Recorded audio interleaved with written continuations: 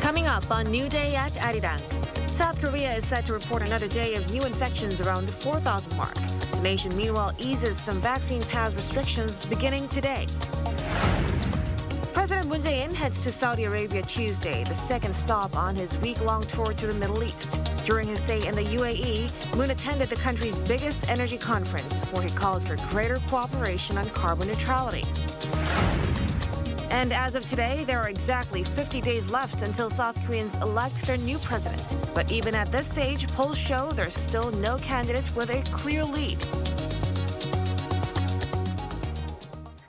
Hello and welcome to this Tuesday edition of New Day at Arirang. It's 8 a.m. on January 18th here in Seoul, South Korea. Thank you ever so much for joining us. I'm Mark Broom. And I'm Kim Mo-gan. Over the next hour, we'll take a look at the big news stories of the day and get expert insights on the issues facing Korea and the world. Our top story this morning, though, from today, vaccine passes will not be required in South Korea for entry into venues considered relatively low risk. This includes large supermarkets, department stores, and now movie theaters. The move was made following a wave of public uproar and various court rulings that overthrew the government's move. Choi Min-jung starts us off. South Korea's vaccine pass program has been withdrawn for some venues that have a relatively lower risk of COVID-19 transmissions. The revision is set to be implemented starting Tuesday. People no longer have to show proof of vaccination when going to supermarkets, shopping malls, movie theaters, or cram schools. This is mainly because people wear masks at all times at these venues, meaning there's a lower chance of droplet transmission. A total of 6 types of facilities will no longer require vaccine passes. This also means those who aren't vaccinated no longer have to get tested for COVID-19 to enter these facilities. Although I am vaccinated, I believe that the rights of unvaccinated people should be respected. So I am for this decision. The revisions come in a bid to settle growing confusion on the latest court decision, which was to suspend vaccine passes at department stores and supermarkets only in the capital, Seoul. The revised measures also come as the nation's virus situation has improved compared to last December. There's a lower risk of infection and more medical capacity compared to December when vaccine passes were expanded. Considering the quarantine principles, it is necessary to relax restrictions for low-risk facilities. A health expert says that vaccine passes are not necessary for places that require masks at all times, but people should remain cautious. But vaccine passes will still be needed in places where people take off their masks or places that are not well ventilated. People should avoid gatherings as much as possible due to breakthrough infections.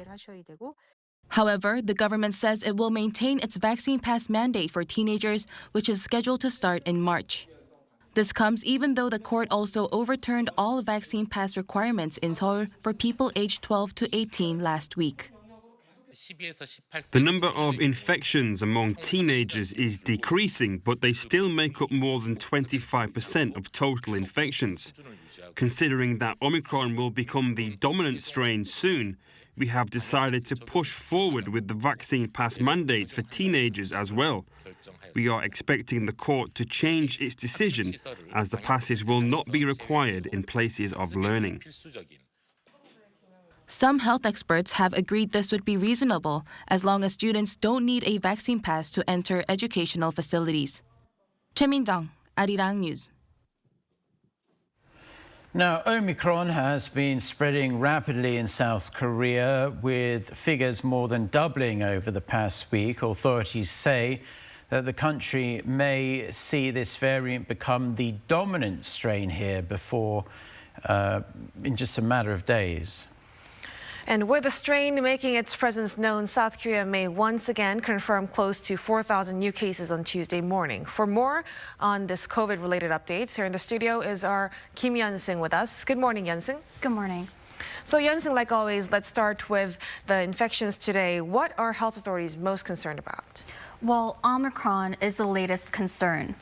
Omicron cases have more than doubled in the past week. Health authorities combed out almost 2,700 new Omicron cases in just a week, which made up around 27% of the sampled domestic cases. It's quite a steep jump up, considering that Omicron cases jumped from 1.8% in the fourth week of December to 12.5% in just 2 weeks, and now it's at 27. The health minister said Monday that Korea Disease Control Prevention Agency's analytical model shows that Omicron will become the dominant strain by this weekend. And how is this affecting the overall domestic tally of new infections? Well, with Omicron fueling the spread, unfortunately, domestic cases seem like they're softly bouncing back. Infections seem to slow down towards the end of last month, but now South Korea reported 3,334 new infections by Monday 9 p.m. That's 10 cases fewer than the same time Sunday, but more than 600 higher than the on-week report. The Tuesday official tally may border close to 4,000. Officials on Monday judged South Korea and its capital region to be at moderate risk of COVID, with more ICU beds available and less pressure on medical capacity. So what about in other places, Yunsen? Is Omicron also driving the infection rate up in other countries as well? Well, yes and no, because countries are seeing different responses to Omicron. Japan, for example, saw a recent resurgence in Omicron cases. They've reported 21,000 cases on Monday evening, the highest log since August last year. It's also the first time they've reported more than 20,000 cases on a Monday, when fewer cases are generally reported due to the lower test load over the weekend. The country is currently looking to put Tokyo and 10 other prefectures under a quasi-state of emergency, which would limit business hours and alcohol servings. The U.S., on the other hand, have seen around 800,000 daily cases for 4 days straight. It is still up there, but the latest trend does show a relatively dampened infection trend of the virus in the country. But hospitalizations still remain high. More than 155,000 people had been hospitalized due to COVID-19 as of Sunday local time. The UK, on the other hand, is showing a drastically different end to Omicron. They're looking like they've already surpassed the peak of infections. The country's daily cases recently dropped to 70,000, the lowest since mid-December, and it's actually less than a third of their peak figures, which stood around 220,000. Officials there are now looking to ease some of their COVID curbs. Okay, that's good to hear in the United Kingdom. But let's talk about vaccinations and treatments. Any new developments on those fronts?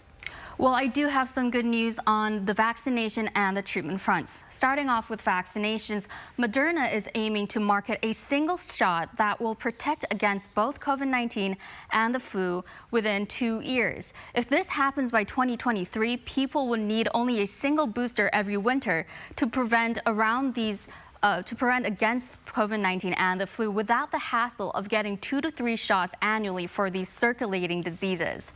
As for treatment, Paxlovid has so far brought good news. Health authorities said Monday that 39 people in South Korea have been treated with Pfizer's oral treatment, Paxlovid, since its rollout, and none of them have reported any side effects, with most of their conditions actually looking to improve. Israel, which took the lead in the use of Paxlovid, also reported somewhat optimistic results and said Monday that 92% of the pill's recipients showed improvement in 3 days. Unfortunately, 6% had to stop mid-treatment due to side effects.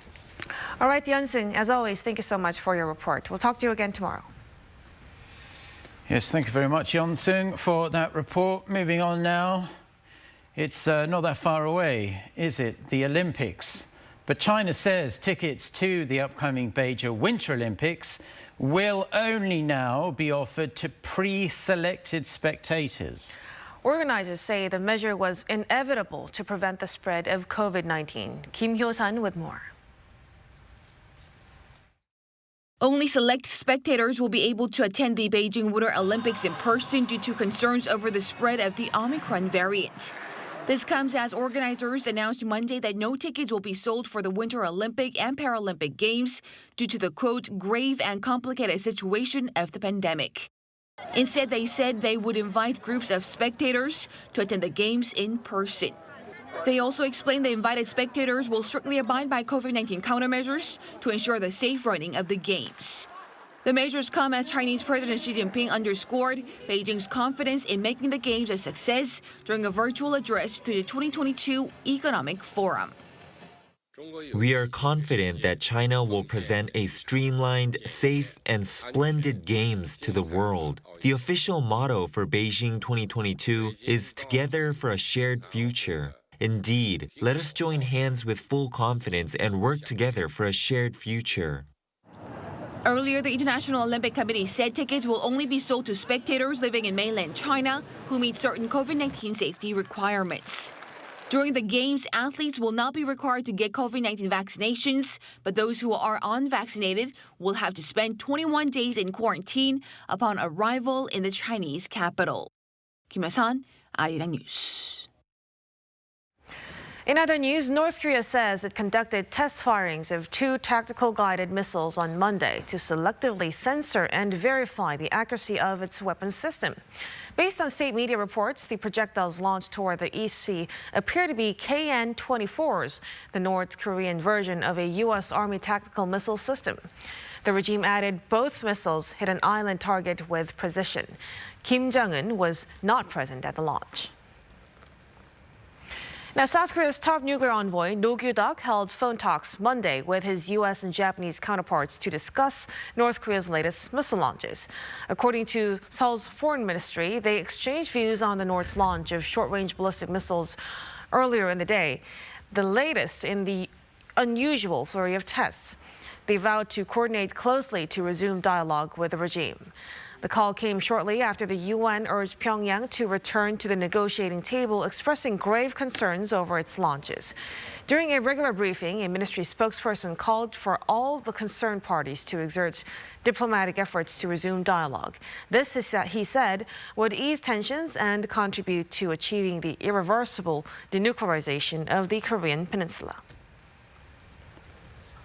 Now it's time for Onpoint, where we speak to experts to delve deeper into the biggest news stories in the spotlight right now. North Korea has conducted 4 different missile tests in less than 3 weeks. Now this is an unusually high frequency even for North Korea. The latest 2 happening last Friday and around this time yesterday. They come after the North criticized Washington's new sanctions over the previous launches before that and warned of a strong reaction. The previous 2 launches were of what North Korea claimed to be hypersonic missiles. The U.S. has hit out at the latest launches, saying they pose a threat to North Korea's neighbors and the international community. However, North Korea insists the regime's efforts to modernize its military and its regular missile tests are necessary for self-defense.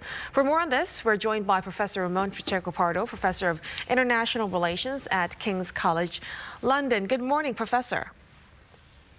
Good morning. Thanks for having me. So the situation is nothing new. North Korea is attempting to get Washington's attention, but at the same time, they insist they won't come back to dialogue. So what do you think it would take from the U.S. to get the North back to negotiations? Well, it seems to me that North Korea is trying to improve its capabilities while it can. I think it has a window of opportunity before the South Korean election, before the Beijing Olympics. And I think that eventually what we will see after the South Korean election, we will see a new president coming with a new strategy towards North Korea. And that could be the time when we see negotiations again between the 2 Koreas, but also between the US and North Korea. But I don't think that much will really happen before we have the new South Korean president in place, because there is no incentive for South Korea now to negotiate with the Moon administration. Now, last week, the Biden administration slapped sanctions on individuals, North Korean individuals, rather than the regime itself. Overtly, North Korea put out these angry statements, but you'd imagine that they weren't particularly bothered by these sanctions. Do you think it would have been in the US interest for them to have come out harder, be more decisive, and hit the regime itself harder with these new sanctions? That would have been a possibility. It seems to me that the main issue that we have is that with North Korea having closed its borders until recently, since the COVID-19 pandemic started, it has imposed sanctions on itself, so to speak. So I think that new sanctions from the US are really not going to make much of a difference to the North Korean economy. Clearly, they're not going to make a difference to the development of the North Korean nuclear weapons or missile programs, because they have been imposed since 2006 and nothing has changed in this respect. So I think at this point, it is very difficult for the US to target the regime, and individuals who have been targeted won't be bothered by it. So it seems to me that sanctions have really run their course, and that the US can keep on imposing new rounds of sanctions, but that won't really change the calculus of North Korea, and it won't really hit the economy any harder than it has been hit because of the COVID-19 pandemic. And Professor, we are just around 50 days away from South Korea's presidential elections. So do you think the election plays a decision-making role for North Korea when it comes to this missile launches? I think it does. I think it does in the sense that I wouldn't mind that North Korea doesn't want to conduct any tests while the elections are taking place, that they want to be more quiet during that period of time. So I think this means that North Korea has to move the tests forward, and it has been doing over the past few days. And also I would imagine that North Korea is listening carefully to the policies of the two main candidates, Lee Jae-myung, Yoon Suk-yeol, to see what type of policy they might be implementing, whether they will continue down the path of engagement that President Moon has been following since he took office, or not. And I guess he will be pleased with both candidate platforms, because at the end of the day, both of them claim that they would be willing to be open to engagement, even if Yoon, for example, might be more willing to impose tougher sanctions on North Korea, perhaps. So I think that North Korea is paying attention, but I think it won't be displeased with the message coming from the two leading candidates, who, as I said, seem to be open to diplomacy with North Korea if conditions are right. Okay, and finally, Professor, a two-pronged question for you. So this coming Thursday, January 20th, marks exactly 1 year since Joe Biden became the 46th president of the United States. 12 months on, where do you think US-North Korea relations stand? Are they better, worse, or the same as they were 12 months ago? And as a sub-question to that, would you like to see President Biden himself, rather than his underlings, take a more hands-on approach when dealing with North Korea? To your first question, I think we are more or less at the same, relations are more or less at the same stage as they were last year. I don't think they have improved, but I don't think they have gone downwards either. Not much progress has been made over the past year. North Korea has improved its missile capabilities, but the relationship with the US hasn't really suffered as a result of this. And you raise a good point about whether it would make sense for President Biden to take a more proactive approach. Personally, I would like this to happen, because I think this would help to move relations between the US and North Korea, and between the two Koreas forward.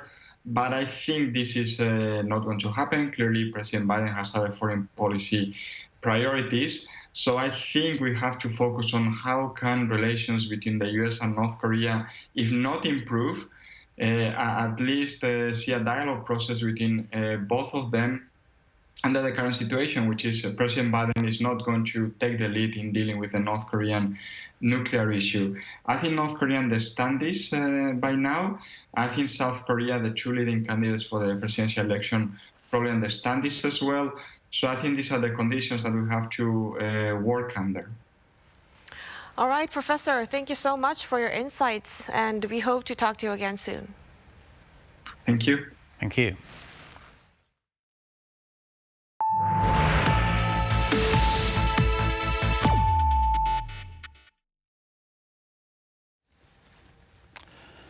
President Moon Jae-in heads to Saudi Arabia Tuesday, the second stop on his week-long tour to the Middle East. Before wrapping up his stay in the UAE, President Moon attended the country's biggest energy conference, where he called for greater cooperation with the Middle East in terms of carbon neutrality. He also held talks with the Crown Prince of Abu Dhabi after a planned face-to-face meeting was called off at the last moment. Our senior Blue House correspondent Kim Min-ji files this report from Dubai. South Korea and the United Arab Emirates can create exemplary smart cities by combining their strengths. That's according to President Moon Jae-in in a keynote speech Monday at the opening ceremony of the Abu Dhabi Sustainability Week, the largest energy conference hosted by the UAE to promote international participation for sustainable society and economic development. Moon, the first South Korean president to speak at the annual event, said it's an area in which the two sides can create synergy. UAE는 일찍부터 친환경 도시 건설에 투자해 왔습니다. 한국도 두 곳의 스마트 시범 도시를 건설 중입니다. 양국이 가진 경험과 장점을 결합한다면 가장 모범적인 스마트 시티가 완성될 것입니다.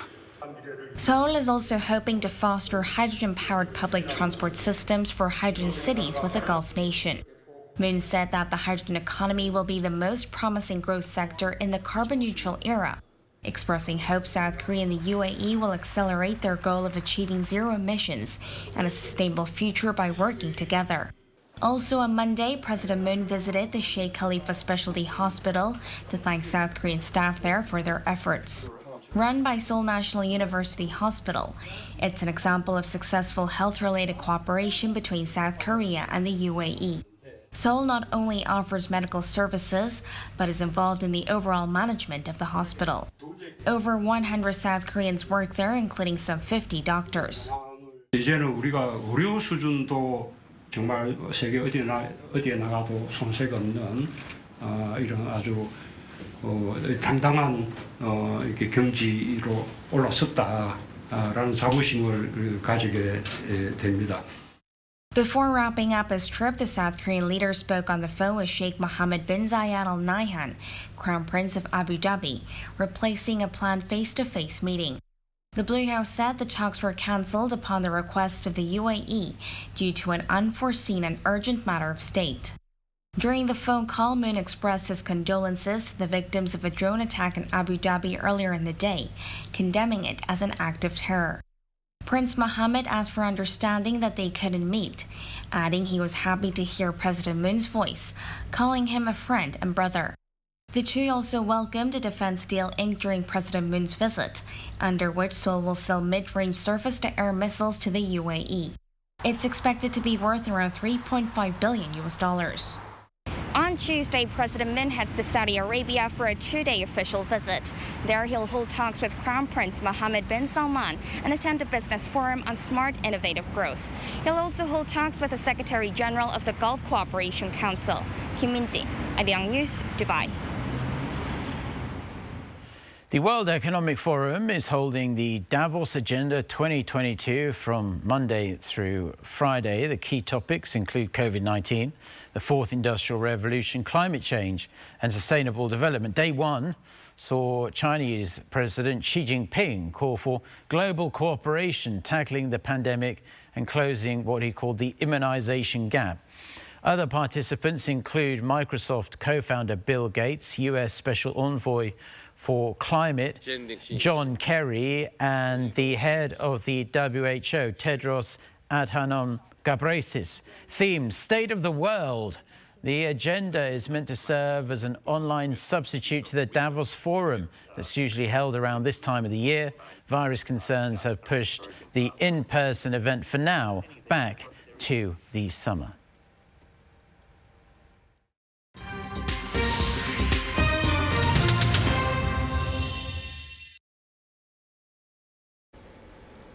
It's time for Global Insight, where we speak to experts from around the world on issues making headlines. This year, NASA launched its first ever planetary defense mission. The Double Asteroid Redirection Test, or DART, was launched on a SpaceX Falcon 9 rocket in November, with the aim of smashing into a near-Earth asteroid at 15,000 miles per hour. The spacecraft will attempt to knock the asteroid off the course of a potential collision with Earth. And of course, planetary defense is not something we often think about, but it is vital to one day saving the world from dangerous asteroids, comets, or any other objects from space headed towards our planet. And today we speak with Dr. Andrew Rivkin at the Johns Hopkins University Applied Physics Laboratory, who was the who led the co-investigation team for NASA's Double Asteroid Redirection Test mission. A very warm welcome to you, Dr. Rivkin. And well, first of all, thank you so much for joining us today. It's lovely to see you. Thanks for having me. It's lovely to be here. And well, we're very excited to talk about the DART mission that was launched last month. But first of all, just to build some context for our viewers and also myself. Physicist Stephen Hawking, he deems an asteroid collision to be the biggest threat to planet Earth. Would you agree with that, first of all? And how significant is the threat to humanity compared to the dangers that we usually hear about more often in the news, such as climate change? Asteroid impacts have already really affected the evolution of life on Earth. If not for an asteroid impact, then I might be a dinosaur talking to another dinosaur on TV. So, clearly it's had a big effect on humanity already. Impacts will happen, large impacts will happen. They'll happen over the timescale of thousands to millions of years. Climate change is really important, and it's happening very rapidly. It's happening now. They're both issues, both have to be dealt with. Happily, asteroid impacts are something that doesn't take nearly as much effort to address, to look at, and to deal with compared to climate change. Of course, well, climate change builds and it comes, I suppose, gradually, but an asteroid was pretty unavoidable, I suppose. And well, what impact would a small asteroid have on Earth should it collide with our planet? Yeah, asteroids do hit the Earth all the time. A lot of times they're very, very small. If you go out at night and you see a shooting star, that's a little tiny impact, maybe something that's the size of a sand grain. An asteroid about 25 meters in size hit the Siberian city of Chelyabinsk in 2013, and it exploded over the city. It broke windows throughout the city and caused about 1,000 injuries. Happily, no one was killed. Larger impacts can start to really have the same kind of effect as a nuclear weapon without the radiation. So something maybe 100 meters in size would, if it hit a city, cause great devastation. Something about 1 kilometer in size, if it were to hit the Earth, would change the climate very rapidly in a way that would almost certainly cause global famines and devastation. And well, if the larger asteroids are more difficult to spot, does that mean the smaller or mid-sized ones can pose more of a threat to Earth if they happen to collide with the planet? The general thinking now is that the ones I just mentioned, the 1 kilometer size asteroids, we think we know where all of those are. We know that there are none that pose any sort of threat in the next 100 years or more. As the sizes get smaller, we know where fewer of them are. So a lot of effort right now is being put into trying to find objects that are a few hundred meters in size, where we maybe know where 1/4 of them are or half of them. The odds are that nothing's going to happen tomorrow or next week or within the next few months, if we want to play the odds. But part of the problem of planetary defense is that we don't want to play the odds. We want to know, because we can actually deal with an impact or averting an impact if we know something's coming and we have enough warning time. So that's a big part of the planetary defense effort right now. And what would you say is the probability of those collisions happening in our everyday lives? Something the size of the Chelyabinsk impactor that I mentioned from 2013. We think we get those every few decades. The Earth is big, so the odds of it hitting a city aren't great, but something that size will hit the Earth every few decades. Something the size of 100 meters or 200 meters that could really devastate a metro area and cause mass casualties. We think those happen every 10,000 years, 20,000 years. And again, the Earth is pretty big, so the odds of one of them hitting a metro area in any given year is not large. But searching for them and finding them is part of that, because unlucky things do happen all the time. So we just want to make sure that our luck will hold out. And well, of course, we have planetary scientists like yourself helping us really defend planet Earth from these type of threats. But of course, most of the population lacking, knowledge and discipline in planetary defense affairs. We tend to turn to movies, and many question, why can't we just simply blow up asteroids as actors like Ben Affleck or Bruce Willis did in movies like Armageddon? How do you think how should the general public understand planetary defense? That's a great question. As you said, there have been more than one movie. There's even a new movie that's out that talks about an impact with a comet. And really, the reason that we want to give asteroids a little push as soon as we find them rather than blow them up is because if we blow them up, then actually, just like in the movie Deep Impact, one piece might still end up on a collision course. So if you blow it into a million pieces, then you have a million different things to keep track of. So we'd rather keep an object in one piece and just move it slightly. Asteroid impacts really are problems because the asteroid orbit and the Earth's orbit intersect, and the timing is going to be that the asteroid and the Earth are going to be in the same place at the same time. So it's a little bit like having two trains on intersecting tracks. One of the trains has no brakes and the other one maybe does. So just in that case, you'd want to slow down the train that has brakes so it doesn't arrive at the same time as the other train. That would be the idea, is to try to just slow down or maybe speed up an asteroid a little bit so it doesn't arrive at the same place at the same time as the Earth. I think the train analogy is very useful, and in terms of testing that out, you actually launched the first initiative aiming to do so last month in November. You were working on the DART project, which was the first ever planetary defense mission by NASA. And the spacecraft was launched in November, of course, and now it has sent back its first images confirming that its camera is operating well, and it's also survived the rigors of the launch. So good news all around. Well, what did you make of the images, and what are you hoping to see in September 2022? Yeah, as you said, the images show the camera is working. There's more tests to be done, more calibration to be done, but everything is going well as far as the data that's come down so far tells us. Along with all of the other technologies we've been testing, the solar panels are working great and all of that. When we are arriving at the Dynamo system to impact DART into Dimorphos on September 26th, at least September 26th in the US, I guess it'll be September 27th in Korea, we're basically going to see these images that show a star field, and in the middle of that star field is going to be a point of light. That's Dynamos and Dimorphos.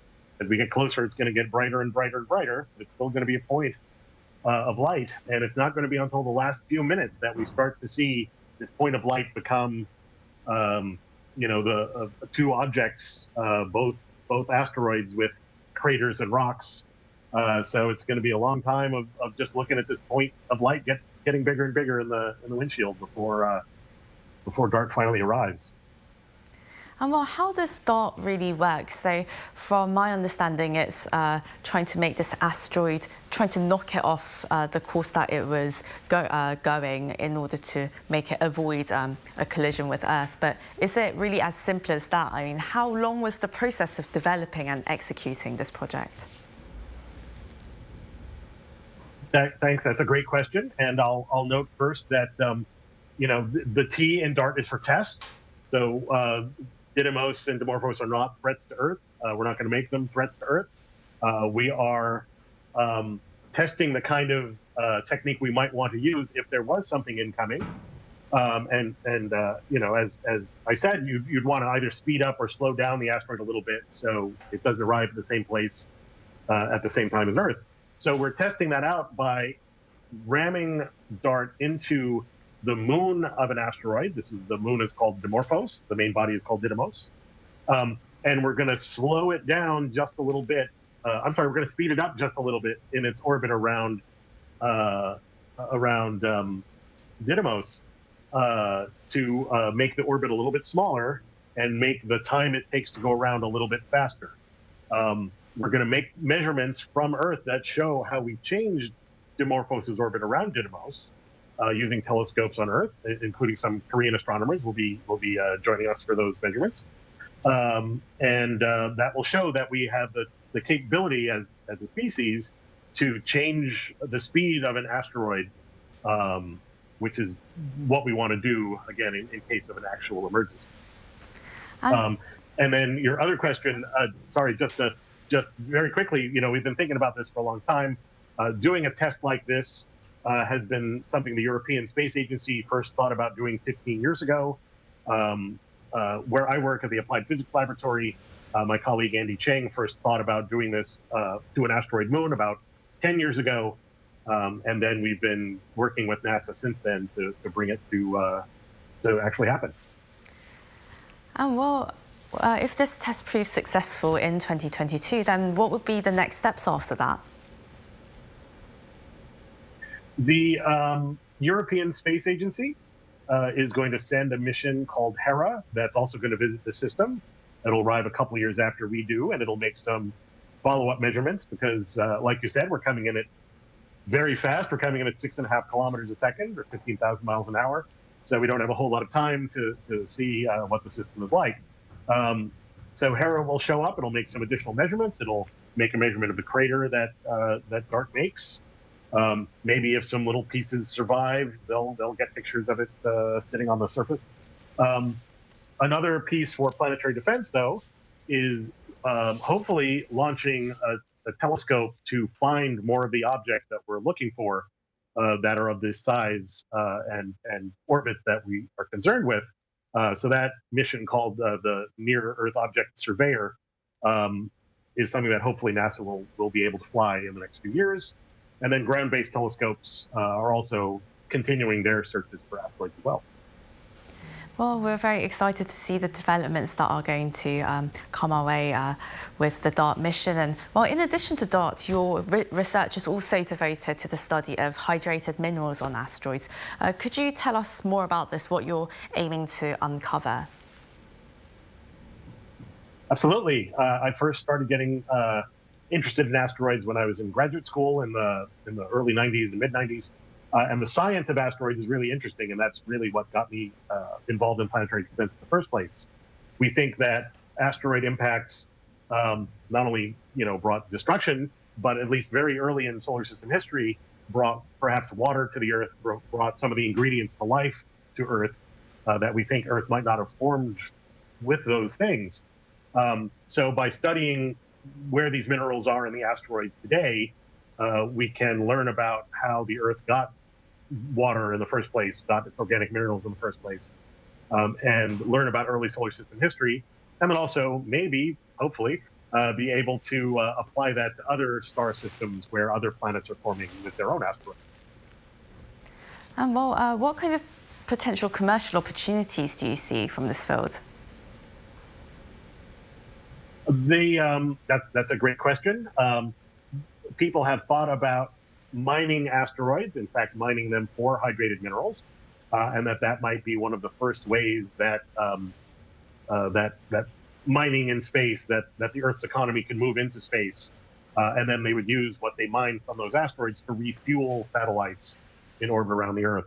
So there were some companies that formed a few years ago. I don't know that any of them are surviving now, but I think another round of companies may take their place, and I think asteroids are very likely to be at the center of the expansion of the Earth's economy into the solar system. Well, in popular films, we see humanity unite to defend the planet against incoming asteroids and also threats by extraterrestrials, of course. But, well, these days we're actually seeing an intensifying space race between nations here on Earth.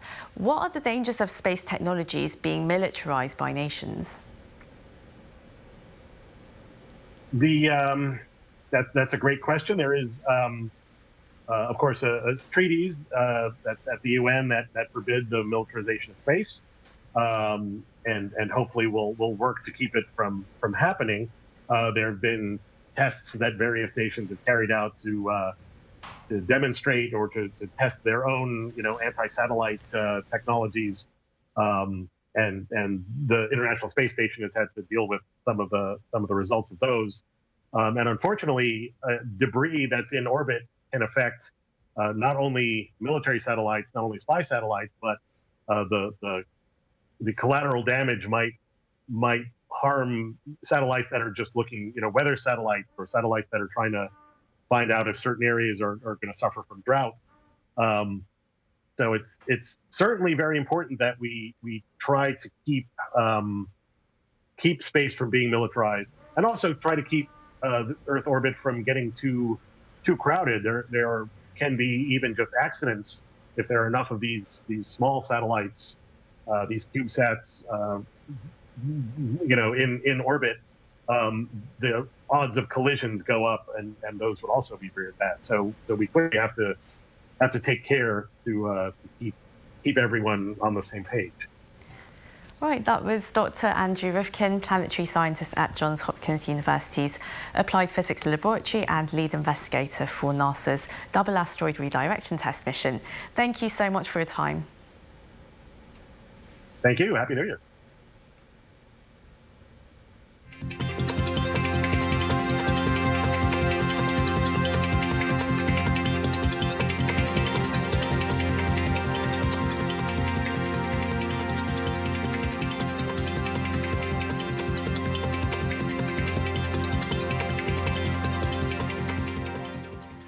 Now, there are exactly 50 days left until South Koreans head to the polls to elect their new president. But there's still no candidate with a clear lead, and that's bringing attention to a potential strategic alliance between the two conservative candidates to try and beat the ruling party's candidate. Lee Kyung-eun has this report. The March 9th presidential election has become even more difficult to predict. 50 days ago, polls showed a neck-and-neck race between the ruling Democratic Party's Lee Jae-myung and the main opposition's Yoon Suk-yeol. Fast forward, the race between the two main contenders is still as tight as ever. But there is a new variable, the rise of the minor opposition People's Party's An Chol-soo. His ratings rose dramatically, mainly while Yoon saw a decline. This changing landscape is bringing attention to a potential merger between Yoon and An as a single conservative candidate. Such mergers are an election strategy to increase the chances of winning when there's no candidate with more than 50% support. It can occur in South Korea because there's no runoff race. A strategic alliance often plays a key part in election victory, like for former presidents Kim Dae-jung and Roh Moo-hyun. Back in 1997, Kim Dae-jung and Kim Jong-pil reached the so-called DJP coalition agreement, under which Kim Dae-jung took the presidential candidacy while guaranteeing Kim Jong-pil the role of first prime minister. Observers say the two candidates with regional and political differences helped Kim expand his supporter base. The 2002 election saw a merge between former President Roh Moo-hyun and Hyundai Group's Chung Mong-jun. Although Chung retracted his support soon after, the merger deal gave No the momentum to seal the final win. But not all merger attempts succeed. Like in 1987, when Kim Young-sam and Kim Dae-jung failed to reach an agreement paving the way for Roh Tae-woo's victory. Ahn Cheol-soo, who's at the center of this year's potential merger, is not new to strategic alliances. 10 years ago, he gave up his presidential candidacy in support for Moon Jae-in. In 2011, he resigned from Seoul mayoral by-election to support Park Won-soon. And last year, in another mayoral by-election, he reached an agreement with Oh Se-hoon to hold a public opinion poll to decide which of them will run. Ahn lost that poll. As for this election, Ahn has so far been keeping a firm stance that he will end the race himself. The People Power Party's chairman also ruled out the possibility of an alliance, emphasizing self-sufficiency. While no official discussion has begun between the two parties, there is much attention on whether this could materialize and once again be a major game changer in this year's election. 이경은, Arirang News.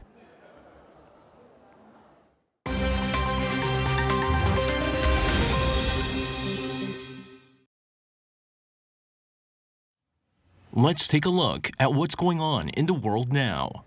3 people have been killed and 6 others injured after 3 fuel truck explosions near Abu Dhabi airport on Monday. Drone attacks are behind the deadly scenes, which Yemen's Iran-aligned Houthi group have claimed responsibility for. With the help of God Almighty, the armed forces carried out a qualitative and successful military operation which targeted the airports of Dubai and Abu Dhabi, the oil refinery in Abu Dhabi, and a number of important and sensitive Emirati sites and facilities.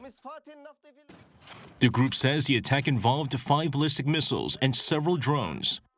The UAE's foreign ministry in a statement, meanwhile, condemned the attacks, warning that the actions will not go unpunished. Serbian tennis star Novak Djokovic's dream of a record 21st Grand Slam title has been put on hold as he was deported from Australia on Sunday ahead of the Australian Open after losing a court case to have the cancellation of his visa overturned. Now, he faces more challenges in his bid to overtake Roger Federer and Rafael Nadal, who he's tied with on 20 major titles, as he could be barred from the French Open. According to the French Sports Ministry on Monday, there will be no exemptions from a new vaccine pass law approved on Sunday, which requires people to have vaccine certificates to enter public places, such as restaurants, cafes, and cinemas. The ministry added that the latest measure will apply to everyone, whether a spectator or a professional athlete. However, the ministry did note that the event at Roland Garros is slated for May, and the situation may change between now and then. But until then, there will be no exemption, even for the world's top-ranked tennis player. The next non-Grand Slam tournament on Djokovic's calendar is likely to be the Dubai Duty-Free Tennis Championships, slated for February 21st to the 26th. The event organizers say all players would need to provide negative PCR tests before being allowed into the UAE, indicating a possible green light for Djokovic. Major Canadian cities like Toronto and Ontario saw massive snowstorms hit their regions, dumping several centimeters of snow on Monday. The extreme weather warning is in effect for much of the southeastern Canada, with Toronto forecast to receive as much as 60 centimeters of snow. The snowstorm has caused more than a third of flights to be cancelled at Toronto Pearson Airport, Canada's busiest. With Ottawa also seeing more than 40 centimeters of snow, snow removal crews say it'll take days before roads are fully cleared. Lee Seung-jae, Arirang News.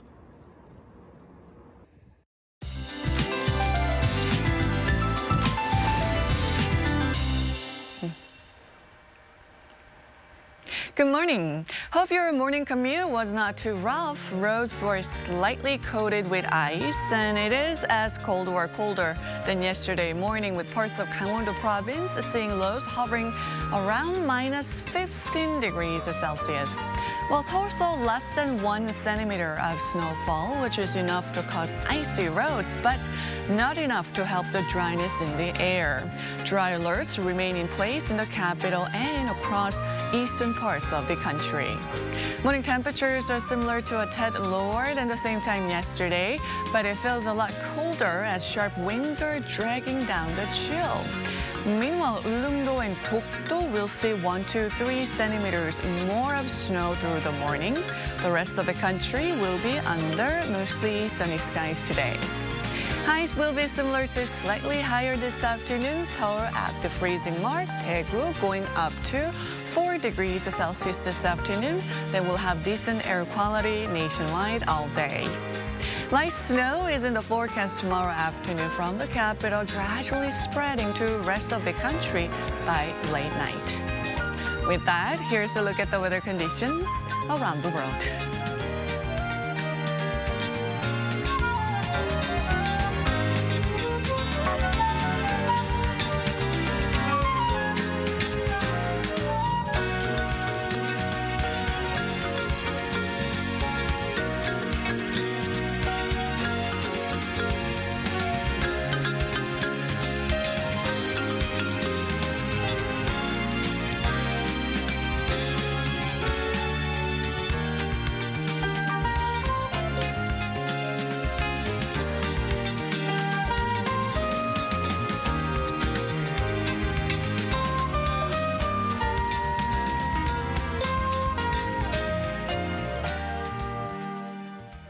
And that's all we have for now. Mark and I will be back at 8 a.m. Korea time on tomorrow for our next edition of New Day at Arirang. I'm Kim Mo-gyan. And I'm Mark Broom. Thank you, as always, for joining us. We'll be back on Wednesday, won't we, Mo-gyan? Until then, goodbye.